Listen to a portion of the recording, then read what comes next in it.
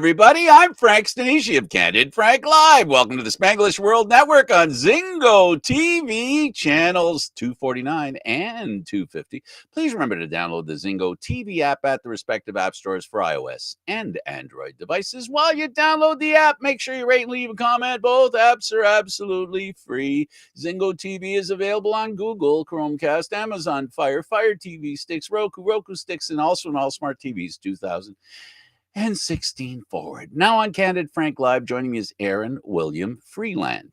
Hey, Aaron, how's it going, buddy? Oh, doing all right, Frank. Sorry about that. Had a couple technical glitches right off the hop, so that always makes things work more smoothly. I can't hear you. Just kidding. Just kidding. Just Sir, kidding. sir. Just kidding. Just kidding. We had a bit of technical difficulties with Aaron's microphone. It refused to allow him to be heard. And being heard is a very important function in life. We all have a right to be heard. Right? That's the way it should be. So Aaron's being heard now, and I'm going to speak in a way that Aaron wants to be heard. And we're going to start with the Canadian Football League, and we're going to start with the Bombers. Bryant agreed a 1-year contract extension. Yeah, so they announced on Monday that they've agreed to terms on a 1-year extension with future Hall of Famer left tackle Stanley Bryant, who was actually scheduled to become a free agent in February.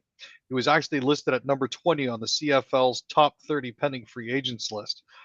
He returns in 2025 for his 10th season with his Blue Bombers and the 15th in the CFL, including his days with the Calgary Stampeders between 2010 and 2014.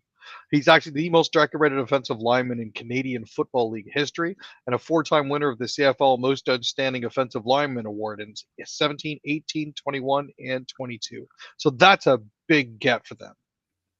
Mark Killam is the coach of the Edmonton Elks. Yeah, I knew he was going to coach somewhere. It was only a matter of time, right? I mean, it was one of those things where he spent 2 decades in Calgary with the Stamps, where he's cemented himself as one of the most highly respected coaches in the CFL. He's pretty much been prepping for this almost his entire career. Yes. So glad to see he's back. 05-06, he was a strength and conditioning coach with the Stamps. 07 to 09, he was the linebacker strength and conditioning coach. 10 to 18, he was the special teams coordinator, and 19 to 24, he was a special teams coordinator and assistant head coach. So this was the next logical step in his career. I thought it for sure would be with Calgary. Lions sign American players, extend 2 more.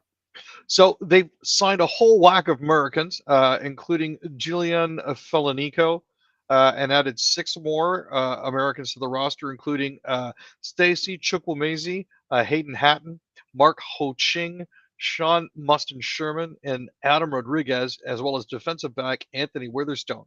Now, a lot of these guys have had experience with them before, so it's good to see them back. Chukwumeze actually moved north after a rookie minicamp appearance with the New York Giants in 23 before being picked by the Vegas Vipers in the XFL draft. Hatton from Scottsdale attended 2024 training camp with the Seattle Seahawks before being released. And Ho Ching actually attended rookie minicamp with the Bears in 2024 after playing 31 games at Northern Arizona between 19 and 23. Let's talk about the Bruins and how they beat the Habs. Yeah, it was one of those things where everybody had to kick in. Charlie McAvoy and Charlie Coyle both had a pair of goals as the Bruins beat the Habs 6-3. Boston scored 3 times in 70 seconds during the first period. And I think that was pretty much all she wrote.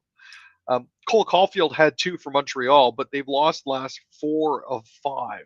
This has been getting rapidly into a time to fire the coach situation. But I'm not sure if there's anybody in the development pipeline for them to I gotta tell you, Aaron, who didn't see this train wreck coming?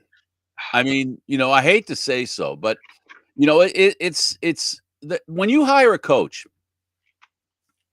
you have to be aware of a level of predictability in the circumstance that you'll find yourself in because you hire that coach.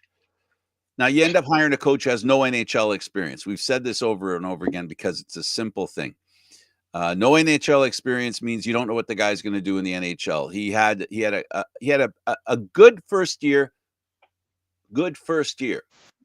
Second, third years aren't going quite as well. In other words, it's not getting better. And you know what? As it currently stands, the Habs are 1 point ahead of the Chicago Blackhawks right now, who are going to be playing the Maple Leafs on Prime tonight. So tune into that. That should be interesting. Oh, I can't watch it. I don't have Prime. Oh, that's unfortunate.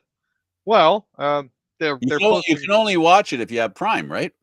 Well, if you yeah, so you're obviously not subscribed to Amazon Prime No, I'm as not. a interesting. Well, that's unfortunate. It is. But we are looking at the 10th place team versus the 32nd place team tonight. So Most of the teams that play on Prime are Canadian. interesting that Have you seen the schedule? I have, I was yeah. making a decision going, is this thing worth having? And it's ironic how it's heavy-weighted Canadian teams. I It's think it's about um 66 I'm gonna say about 60 2/3 of the game, teams in the games are Canadian. That's what I'm gonna say. If you look at the full schedule, it's like you the know what American teams just visit. it's almost like certain companies' rights to the NHL are set to expire soon, and they're testing out new ways to get games out to the people. Well, and I this is a deal that they make outside of the norm, and the Canadian teams, they experiment with the Canadian teams all the time. You remember when Canada said, "Let's," the Canadian team said, "Let's have an outdoor game," and Bettman and company said, "No, come on, we'll do it. It's our dime. We'll do it." So they do it. It's a success. Now no Canadian teams get outdoor games. I found it really bizarre when Los Angeles was having a stadium series game. Uh, That was just one of those. What are y'all thinking of? oh, geez, I don't know. Yeah. Okay, Terry has 3 assists. Scores in shootout. Ducks beat Sens 4-3. Everybody's beating the Sens lately. It was actually, despite the final outcome, it was a nice back and forth game. Now, Troy Terry did have a career high with 3 assists, and he did score the go-ahead goal in the shootout.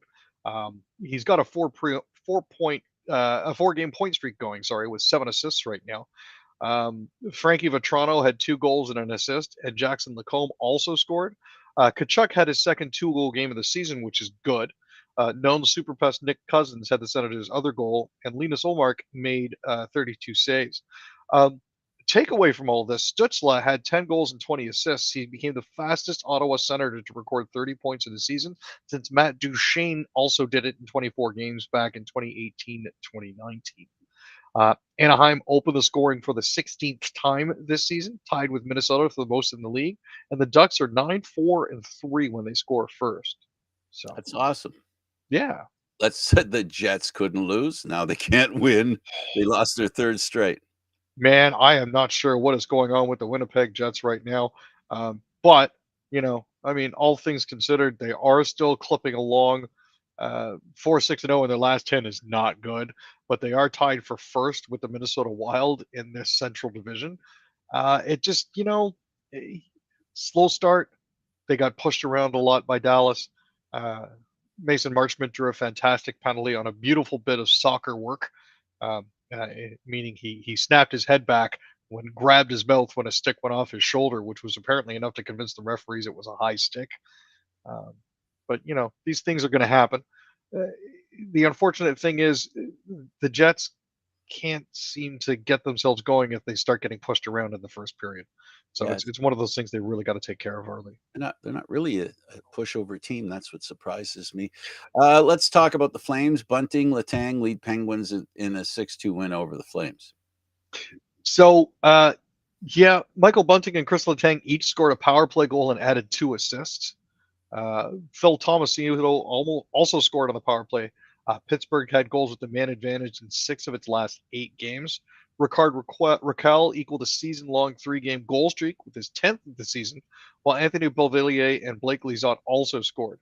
Sydney has extended a 4-game point streak with an assist, and Alex Nedeljkovic made 30 saves for his first win since November 16th against San Jose. Huberdeau and Kadri added a goal and assist each in the third period for Calgary, who have allowed multiple power play goals in an NHL high 6 games so far this season. They've won just 3 of 13 road games so far. This is, for a team that started as well as they did, this is something that's slightly concerning. Lost two in a row, 5-4-1 in their last 10. Um, they've now dropped to fifth in the Pacific, so that's a point of concern. Nugent Hopkins has 2 points. Skinner stops 27. Oilers beat Avs 4-1. Yeah, he Nuge had a goal and an assist. Skinner stopped 27. Kasperi Kapanen, oh, there's a familiar name. Vasily Podkolzin and Brett Kulak also scored as Edmonton won their fourth win in 5 games so far. Nikolai Kovalenko scored for Colorado, and Alexander Forgiev had 28 saves.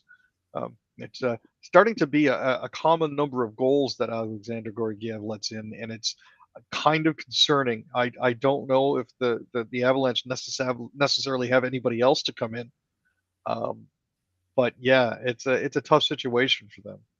The NHL fined Oiler Jeff Skinner for embellishment. Yeah, interestingly enough, in the same game where in the same night that Mason Marchment managed to pull it off, Skinner was issued a warning after a diving embellishment incident against the Carolina Hurricanes.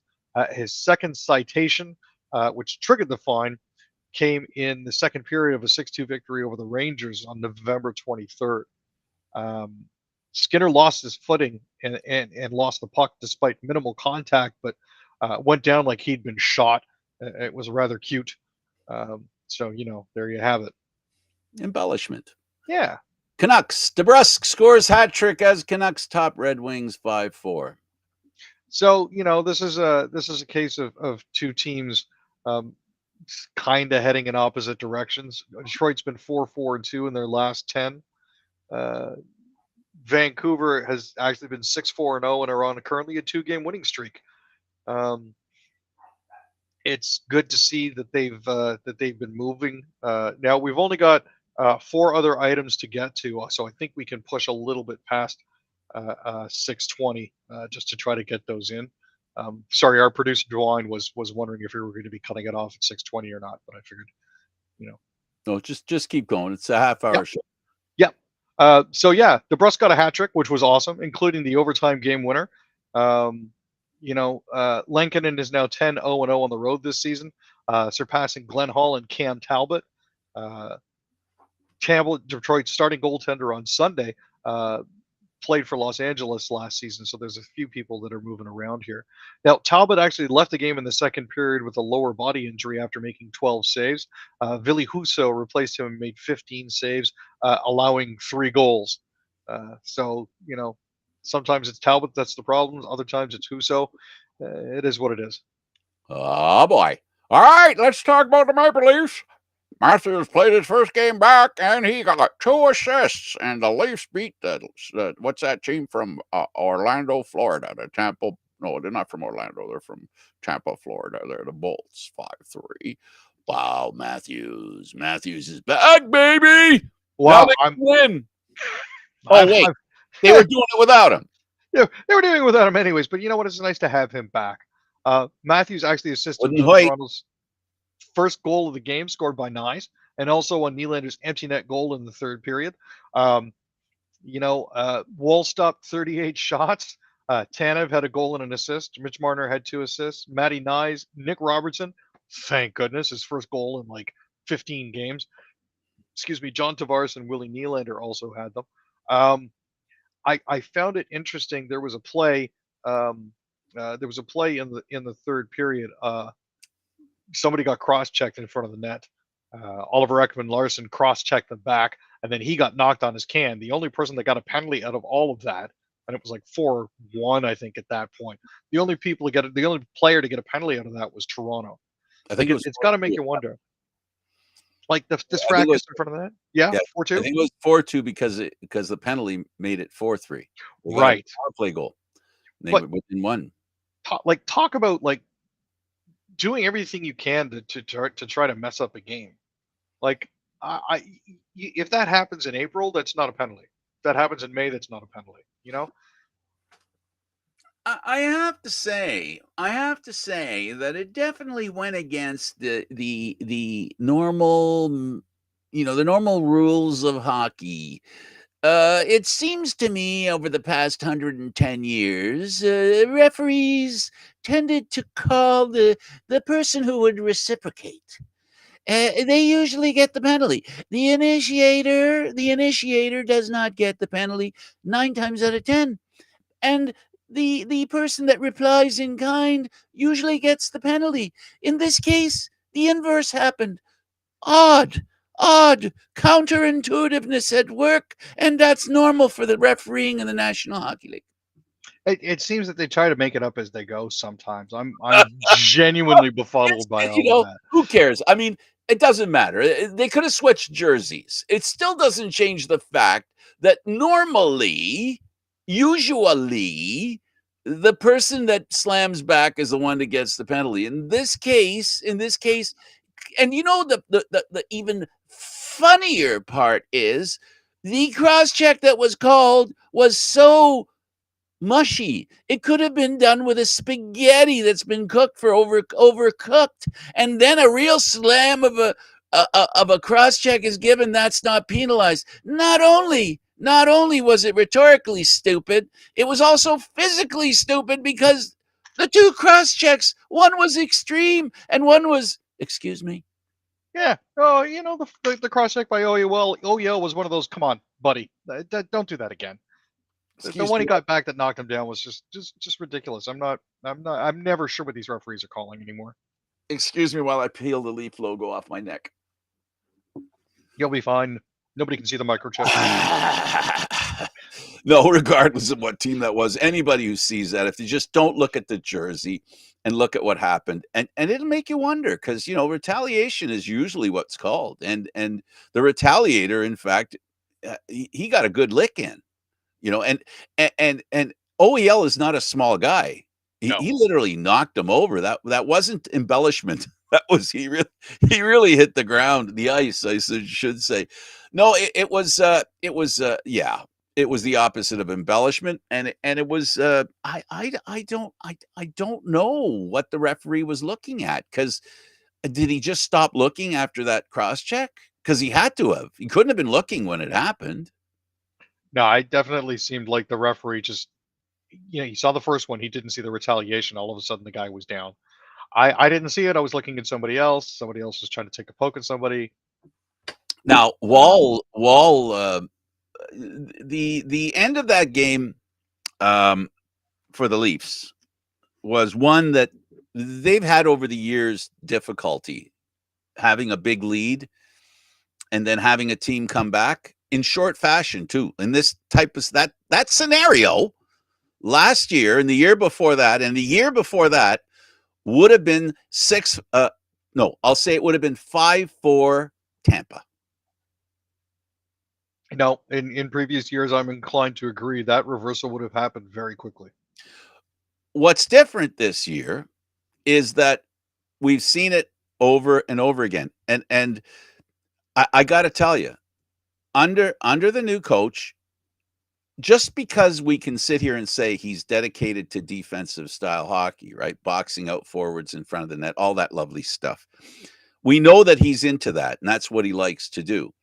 But that's how it manifests itself. It manifests itself in making a slight difference in the defensive ability of a team because of the way they're coached. So, in fact, just because you're great defensively doesn't mean you don't allow goals for a team to score to get back into the game. But if you do it, if you are defensive, you have the ability to acquire the defensive capability to finally close the deal. And the Leafs closed the deal in a game where they could have easily, they were on the road. Don't forget that too. And the momentum that the Bolts came up with was well earned on their part. And I got to say, Wall is a lot like a Wall. He looks good. He looks like the guy that Trey Living gave a contract to. He's playing like the guy they projected him to be.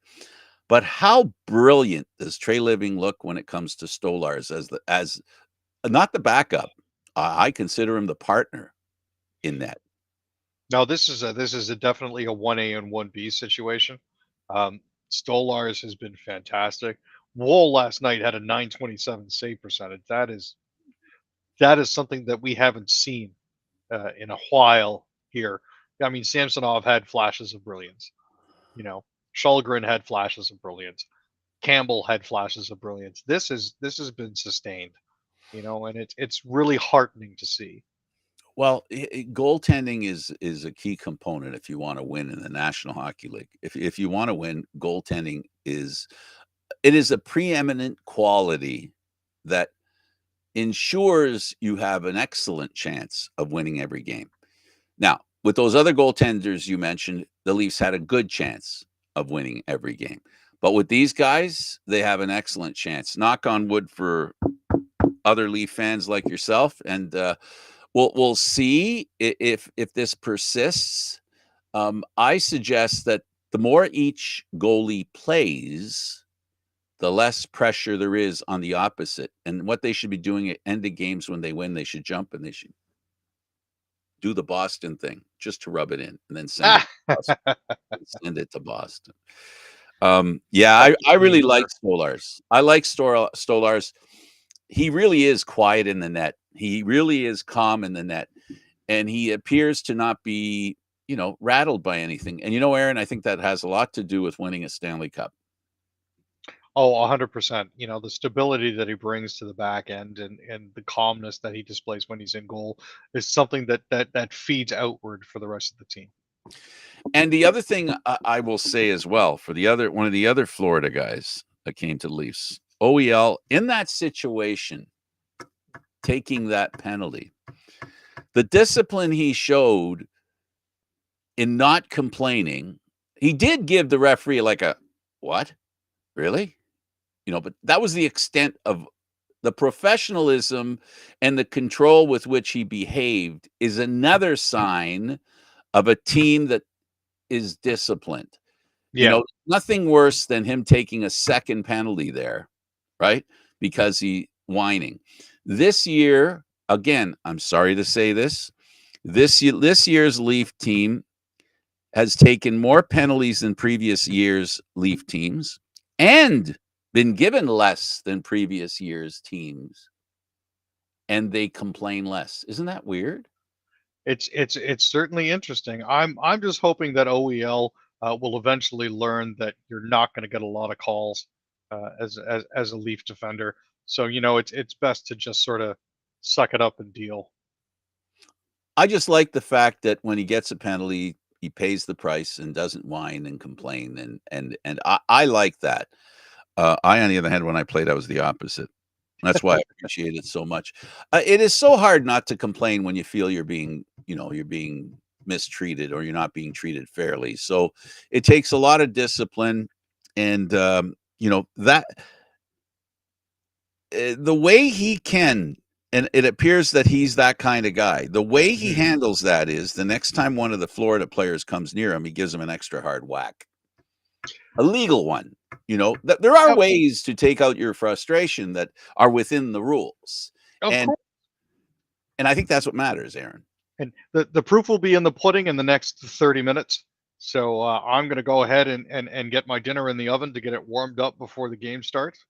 There you go. I'll text you updates on the game, Frank, seeing as you can't see it. Are you you're rubbing it in? I'm not sure I like that.